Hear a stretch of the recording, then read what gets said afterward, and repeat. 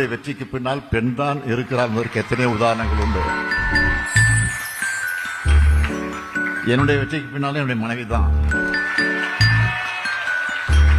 ஓராண்டு காலம் நான் மிஸ்ஸால இருந்தப்போ என்னுடைய மனைவி கோபித்து கொண்டு ஒரு அப்செட் ஆகி ஏதாவது முடிவு எடுத்திருந்தா என்னால என்ன ஆயிருக்கும் நினைச்சு பாருங்க. தாங்கி கொண்டு பொறுமையா இருந்து எவ்வளோ கொடுமைகள் எனக்கு வந்த நேரத்தில் நான் தாங்கி கொண்டு என்னை ஊக்கப்படுத்தி உற்சாகப்படுத்திய காரணத்தினால தான் இன்னைக்கு இந்த நிலைக்கு நான் வந்திருக்கிறேன். மணமகனத்தில் நான் பணிவோடு கேட்டுக் கொள்வது பொண்டாட்டி சொன்னா கேட்டுக்கணும் என்ற அந்த நிலையில உங்களுடைய வாழ்க்கையை இன்னைக்கு அமைத்துக் கொள்ளணும். ஒரு ஆணினுடைய வெற்றிக்கு பின்னால் பெண் தான் இருக்கிறார் என்பதற்கு எத்தனை உதாரணம்.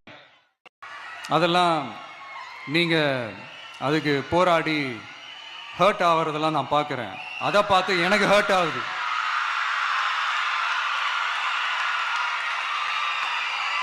அதெல்லாம் நான் பார்த்துக்கிறேன். நாமளும் நீங்களும் சேர்ந்து மக்களுடைய பிரச்சனைகளை மட்டும் பார்ப்போம். சரிங்களா? அவ்வளோலாம் ஹர்ட் ஆகுதுங்க. அதெல்லாம் வருத்தம்லாம் கிடையாது.